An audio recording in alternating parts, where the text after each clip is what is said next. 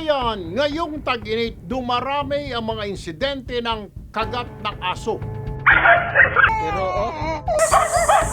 Kaliwat kanan ang mga reklamo sa social media mula sa mga taong umano'y nakagat habang ang iba naman ay nasugatan dahil sa kalmot ng mga pusa. Maliban sa sakit ng kagat, matinding kaba ang dulot, baka umakyat sa utak ang rabies at ang masaklap pa rito, dagdag gastos na naman para sa pagpapabakuna. Umiiral man ang batas na bawal na ang pagpapabaya sa mga alagang hayop at may mga programa man ang gobyerno para sa anti-rabies, pero di po sapat ito kung tayo po sa ating tahanan ay di rin nag-iingat. Sa banta ng mga insidente ng rabies, dapat buong komunidad ang gumagalaw para masawata ito.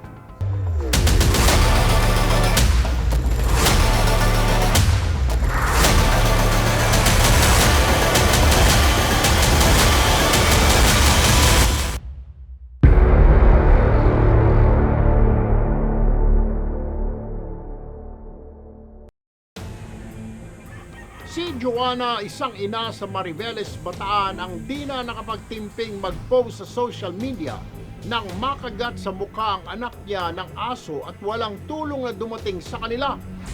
Nang makagat ang 4 na taong gulang na anak na si Jillian ng sarili nilang alagang aso, tumakbo sila agad sa mga ospital. Ngunit sa kasamang palad, di agad naturukan ng anti-rabies si Jillian. 2 ospital daw ang pinagdalhan nila nito pero wala raw silang bakuna. Kailangan pa raw dalhin sa Balanga si Jillian para mabakunahan. Kaya't nagpatulong na si Joanna sa kanilang barangay. Laking gulat ni Joanna nang sabihin ng barangay na walang diesel ang sasakyan at kailangan nilang magbayad ng 1,000 para pangkrudo. Kumakain po yung aso, kinuha niya po yung aso. Pagkuha niya po sa aso, niyakap niya po. Pagyakap niya po, yung po kinagat po siya sa ganito.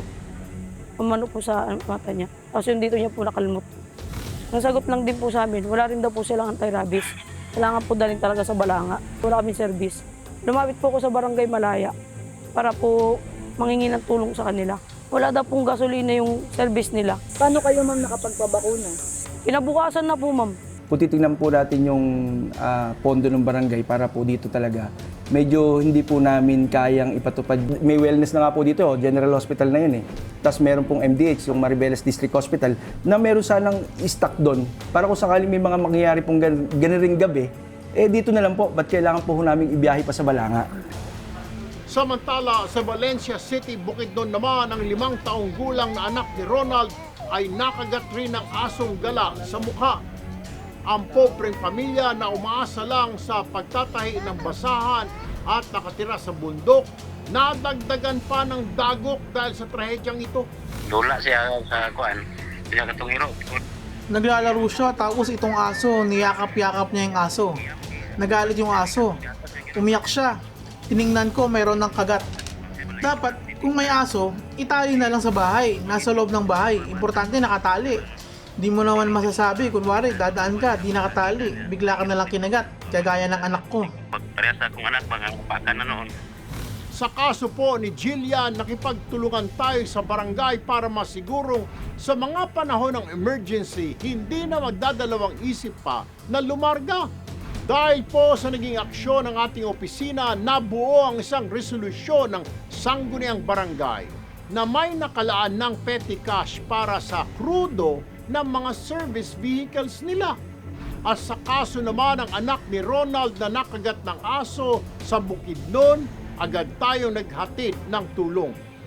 Patuloy din po ang pagmamonitor natin sa mga bata lalo na sa kanilang kalusugan. Sa kasalukuyan, mayroon tayong umiiral na batas, ang Republic Act 9482, ang Anti-Rabies Act of 2007. Dito nakahayag ang mga responsibilidad ng mga pet owners. Una, dapat bakunahan ang mga alagang hayop. Mandatory po ito. Pangalawa, dapat iparehistro sa City Municipal Agriculture o Veterinary Office para ma-monitor ng local government unit. Pangatlo, dapat may kontrol ang may-ari ng hayop. Bawal na hayaang makagala ang mga alagang hayop. Pangapat, kapag may nakagat ang alaga, responsibilidad ng may-ari na iulat ang insidente, sagutin ang gastusin at obserbahan ang alaga. Panglima at panghuli, dapat kalingain ng maigi ang mga alagang hayop. Tayo po ang tao, tayo ang may isip. Dapat mas alam natin ang gagawin para maiwasan na may makagat ang mga alaga nito. Yan din ang pahayag ng Animal Kingdom Foundation, isang animal rescue organization na eksperto sa usaping hayop.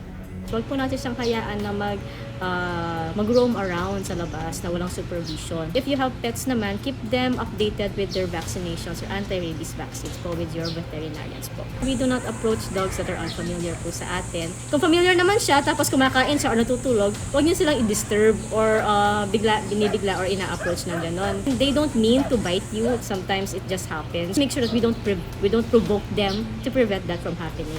Naging normal na ang mga insidenteng ito sa mga komunidad, kaya nga po umaabot sa puntong nagkakaubusan na ng bakuna. Pero sa mga LGU, responsibilidad po ninyo na magkaroon ng supply ng bakuna sa bawat local health centers, lalo na po sa mga liblib na lugar. Pati po ang pagsagot sa emergency, di po yan pinagpapabukas. Sa mga pet owners naman, maging responsable po tayo. Hindi po nagtatapos ang pag-aalaga ng hayop sa pagkupkup sa kanila. Sumunod po tayo sa mga alituntunin ng national at local government. At sa mga magulang naman po, maging aral po sa inyo ang nangyari kay Jillian at sa anak ni Mang Ronald. Bantayan po ng maigi ang mga anak na sobrang bata po ang edad. Simpleng insidente ang makagat ng aso, pero napakarami po nating dapat matutunan. Dahil kapag di naagapan ang animal rabies, kamatayan ang dulot nito. Ako po si Erwin Tulfo, ang kakampi ng mga inapi.